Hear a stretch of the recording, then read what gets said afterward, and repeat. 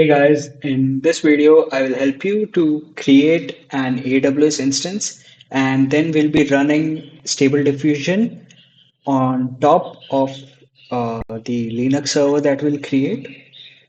And before moving ahead, I'll just give you a quick disclaimer that this will only be applicable if you have a Windows PC.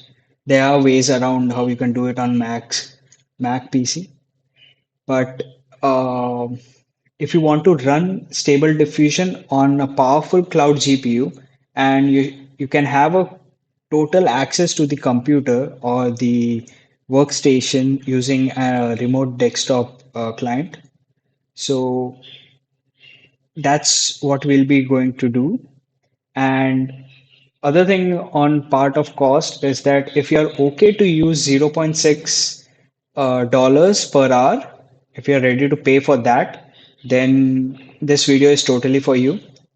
Even you have to pay for storage that if you use 200 GB, it will be around 20 GB, $20 per month, right? But we can go for 150 GB too. So that will be around $15 per month, right?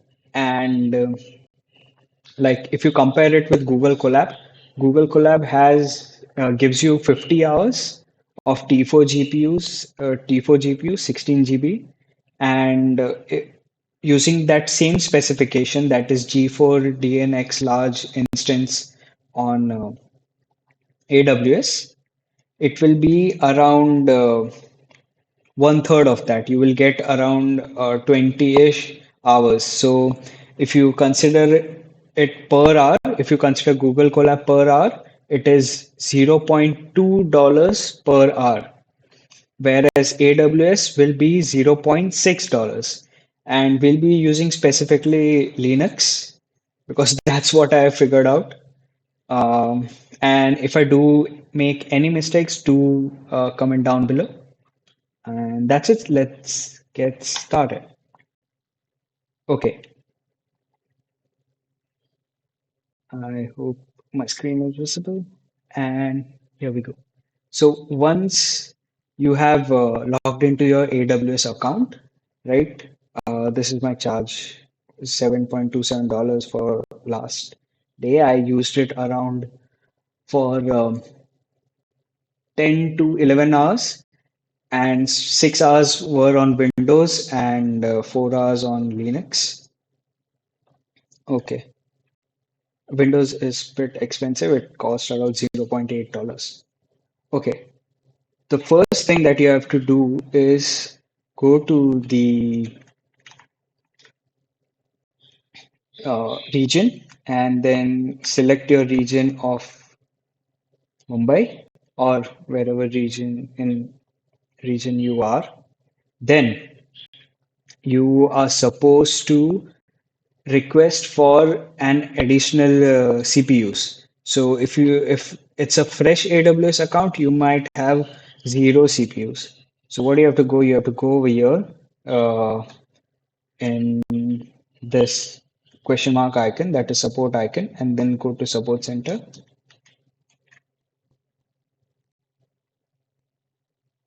Okay. And then over here, you go to active cases and create a case and then click on looking for service quota increase over here, right? And just click on that, then go for service. It will be EC2 instances. Then go for request in your region, that is Asia Pacific Mumbai for me. And then all G instances. You can also go for P instances. I'll talk about that later, but we'll go for all G instances, then new quota, right? G instances uses 4 GPU at the very minimum.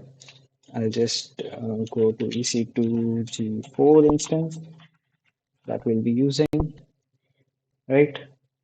And if you go over here, where is it? Where is it? Here. It uses 4 GPU at the minimum, and we'll be using this for our tutorial. But what I suggest is to go for minimum 8 CPUs. If you are running two CPUs, two instances, so 8 is good.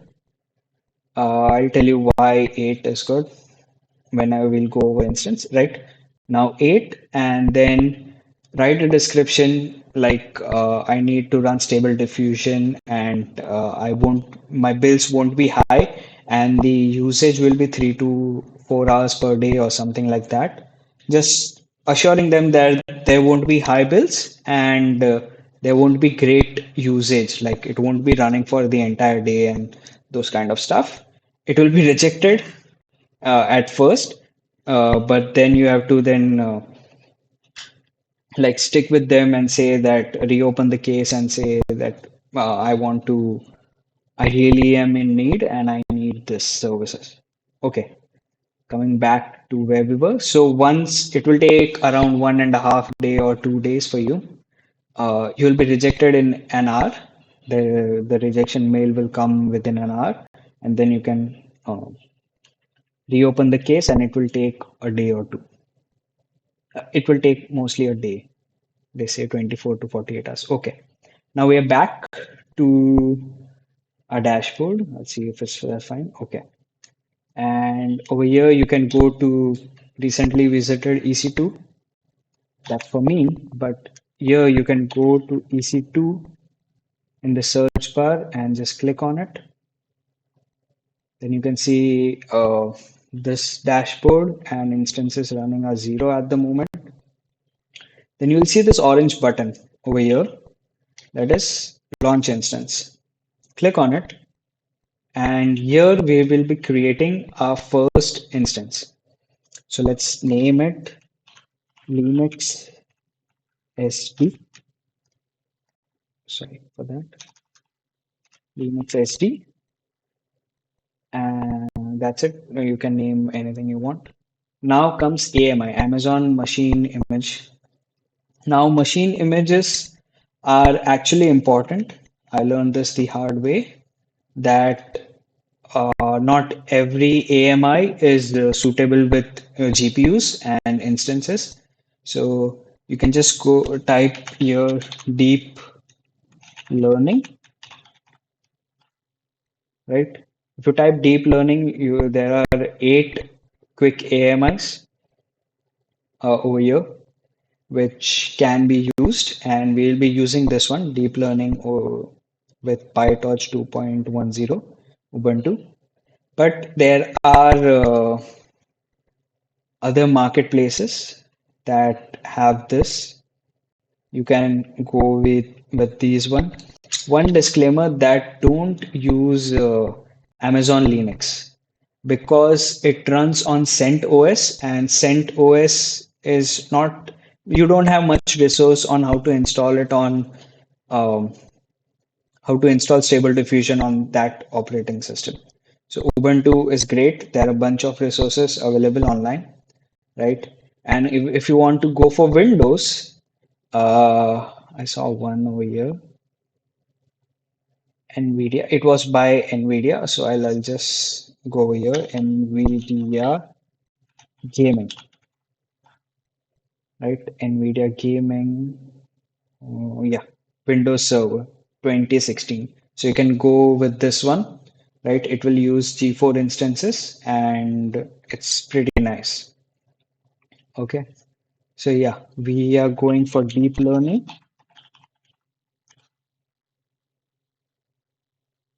and to make sure that AWS marketplaces, some AMIs are being charged separately. Like you have to pay for using this. For example, it's like $1.60 uh, per hour for this particular instance. So that's a separate charge altogether. Right now, these are all Amazon's quick start AMIs and pre-built. They are in charge, and we can select this. Yeah, I'm selecting the right one. So we are done with the AMI. Now comes the instant type. Here we will be selecting G4 DNX large. You can also go for P instances, which is, I guess it's P4 or something else. Um, I just here P3, yeah, P3, sorry. Yeah, even you can go for P3 instances. It has something similar to G4, but it has 8 CPUs running. So I guess G4 is best for us. That's it. Okay, we are using G4 comes with 125 GB of SSD, which is actually of not that much useful because the data that we download on that particular storage is lost once we stop the instance. Okay, that's it. Then we go to keypair login. You can just create a new keypair. Let's name it Linux stable. I'm sorry. You can keep it as PEM and using this, we won't be using this, but using this Mac people can also connect. So there are resources on YouTube. You can find how to connect via OpenSSH, but we won't be doing that. Okay. Then a .pem file will be downloaded. Okay. Let me just check. Okay, good with that. Now comes network settings, and network setting is also important. Uh, you can ignore, you can just keep it as it is. You can also name the security group as you want. Just name it Linux final or something like that. And then you can keep this SSH thing. But what we really need is, oh, okay, I'll just, yeah, go to this add security group rule and click on it because we need a new security rule that is RDP here, RDP. Okay, click on it and then set the source type as anywhere, or even you can set it at my IP. I'm using anywhere for this particular tutorial, and that's it. You have to make sure that you have RDP and it is automatically set to 3389 TCP. You don't have to worry or anything about that. And I'll set it at 145 GB GP3 storage, and this will cost around like 145 into 0.096. So that's 13 or $15 if you include tax as well. So $15 per month of bill. That's it. And I'll just go through everything. We have AMI uh, that is compatible. We have G4, we have keypair login, network settings, we have RDP, and the storage is fine. And let's launch instance.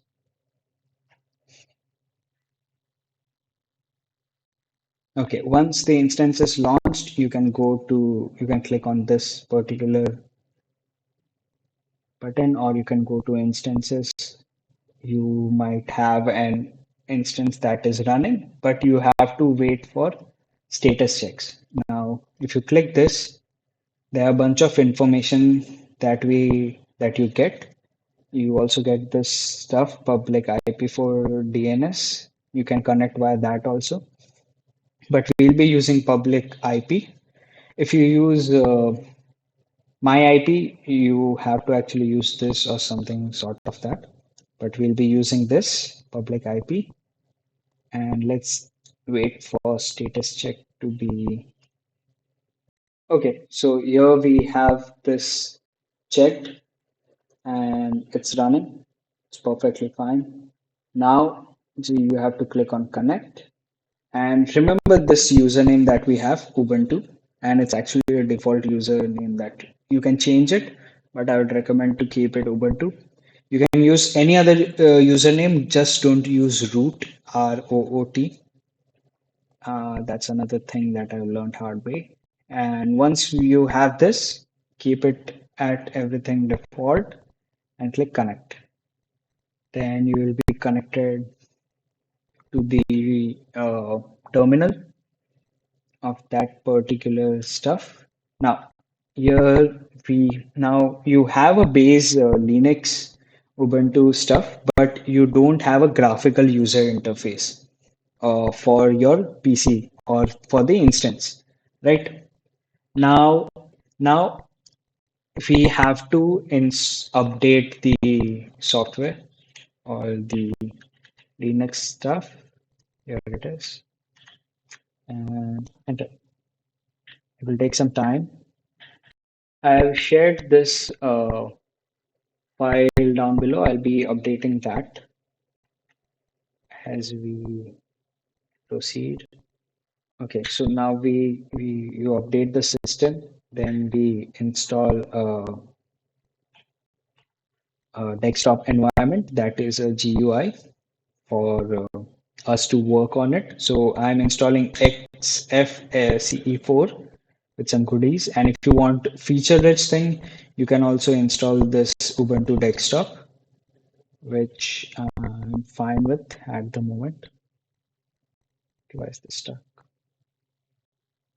This might take time. For the first time, it will take some time.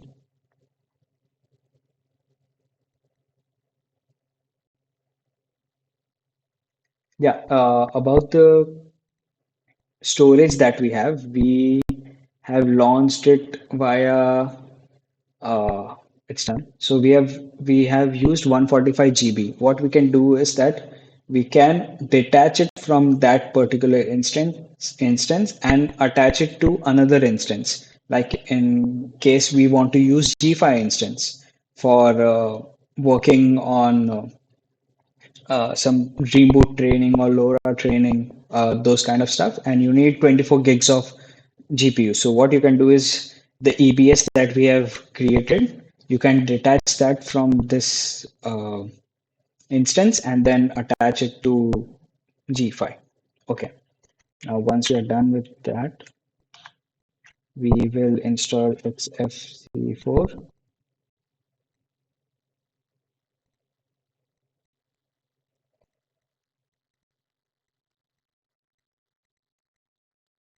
It might take some time. Okay, I'll keep GDM3 at the moment.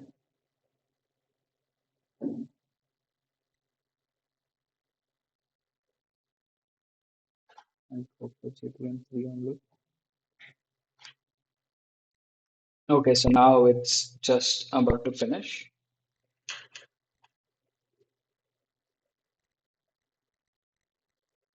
And that's it. It's done. The GUI is installed.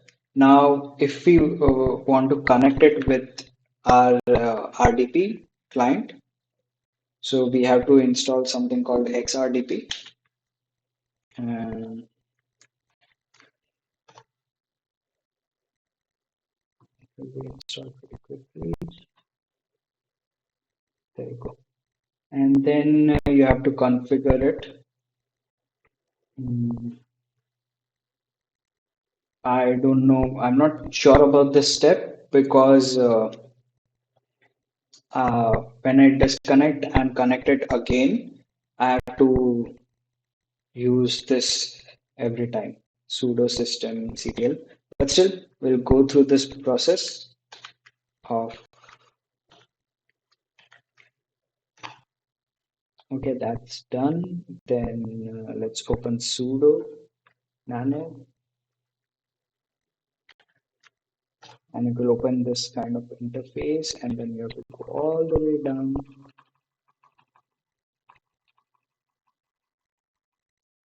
and I guess you have to just add this and control X was it? And it was one, it's control X and Y and enter. Yeah, control X, Y and and enter. Okay, that's it. Now I'll just write it over here. So um, I'll forget it again. Okay, I'll update it on this file. When you have this instance, you have this file, that will be updated. Okay.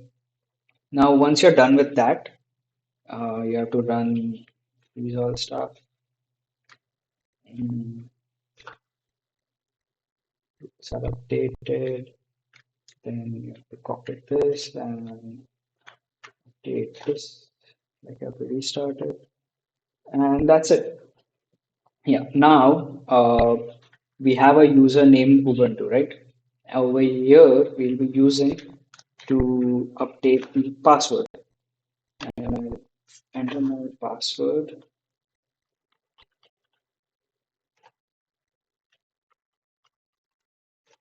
Okay, password is updated successfully. Once you have done that, and in future, if you stop the instance and connect again, you have to run this code before connecting to the RDP. Now, if you're a Windows user, you just go to your search bar, search for RDP, and over here, what we'll do is we'll select the instance that we have, we'll copy the public IP, we'll paste it over here, we'll go for the username that is Ubuntu and connect. You should get this notification. If it goes directly to this step, then it's not successful. Then you have to run this code, sudo systemctl start xrdp. Okay. After that, after successful launch, you will get in over here, and you should remember the password that we have just updated, and we are into the system.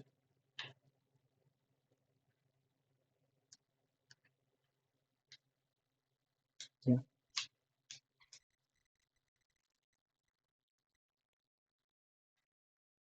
Okay. So once you are in the system, you go to you go and install this thing, that is Google Chrome. And so you can toggle between your personal device and this device by just minimizing and going over here. Okay.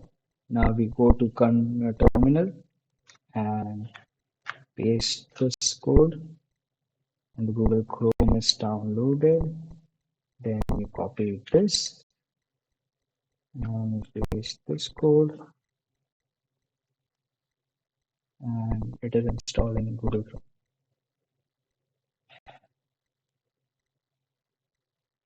It will take some time. Okay, done. Now you can go to applications, and if you go to internet, there will be Google Chrome. Welcome to Google Chrome. Why is it taking so much time? Okay, sign in. Okay, now you have Google Chrome installed. We will close it. Now comes the part where we will install Stable Diffusion. Open folder. Now this is your path home Ubuntu. Now over here, what I'll do is, let's check how much space do I have, or I'll check that later. Okay. Now over here, what we'll do is we'll create a folder. We'll name it SD for now and create. So we have a folder named SD. Now you'll right click on it and open a terminal over here. Right. Once you have that terminal, you copy this, go to your Linux machine, paste it, and there you go. Okay, that's done. Once you okay, so that's not a problem. And then we'll copy this, and there's the terminal, yeah, this one, and we'll paste it over here. And okay, that's downloaded. Now, if you go and I'll just clear this. If you go and run this file, which is right now downloaded over here that we just did, right? If you go into this, if you go and run this, it will say permission denied because you are not allowed to do that. I don't know for, and I'll open terminal over here and run web UI.sh. Okay, the permission is still denied, so I have to um, run that same code that is this stuff.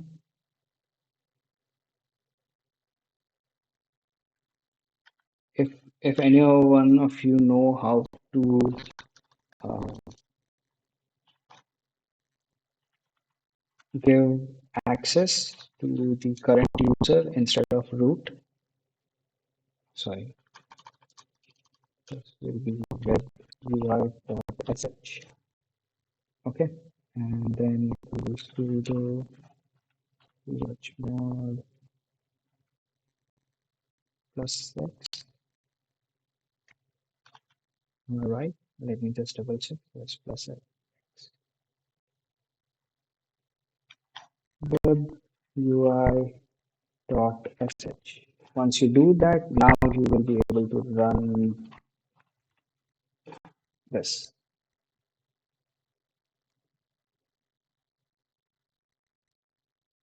Now you're installing Stable Diffusion. It will take some time.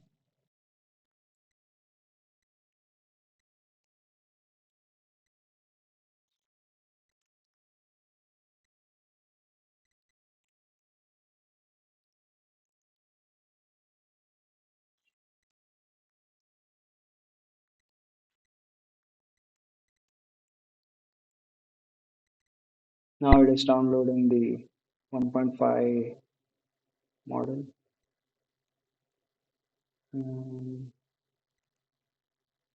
Yeah, there you have your Stable Diffusion. You can click and just load that model. It will take some time for the first time. It's doing its stuff of creating the model. Okay, model loaded.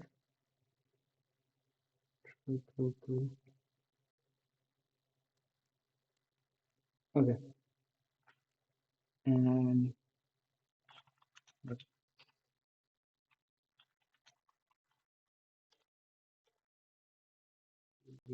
this is generating images. Yeah, everything's fine. The man is eating a rock. Yeah, everything's working fine. Now you can go to Civic. Okay, got it, man. Yeah, go to Civic AI.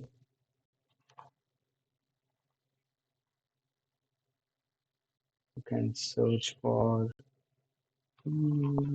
or any uh, checkpoints that you like.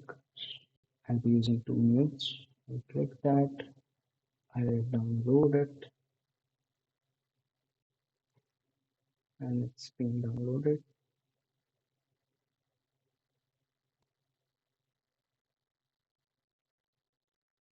I'll wait for it to be downloaded.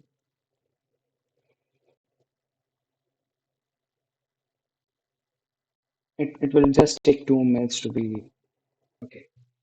Okay, so it took around 3 to 4 minutes. I'll just cut it from here. I'll go to SD, Stable Diffusion, Models, Stable Diffusion, Fixed. That's it. Now I'll go to my interface. I'll click refresh, click this, and yes, it might be loading it.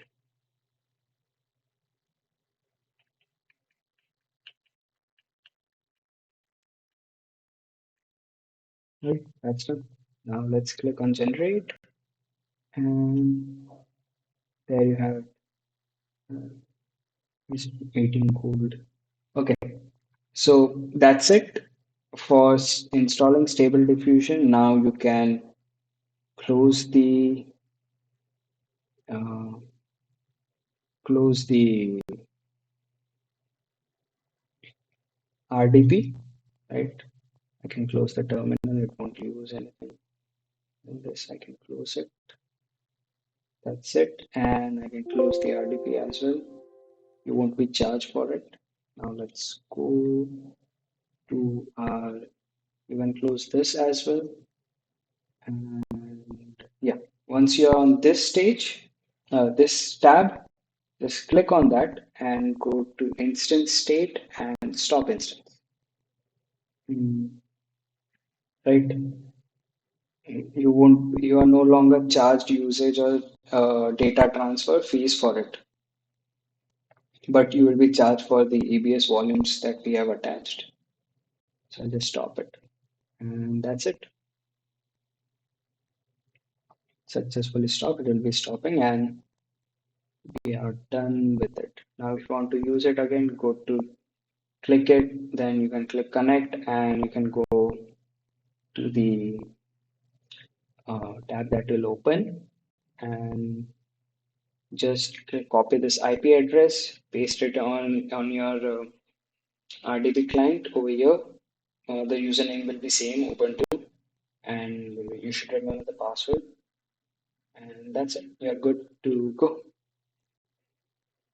I hope this helps. Yeah, and if you when you want to run Stable Diffusion, you have to run this folder on the terminal from uh, SD terminal, the SD folders terminal. Okay, so that's it from my side. If you have any doubts and if I'm capable to solve it, I'll definitely reply down in the comments. And if there's something that I have done wrong and you can point it out, that will be of great help. So that's it from me. Thank you. Okay, then bye.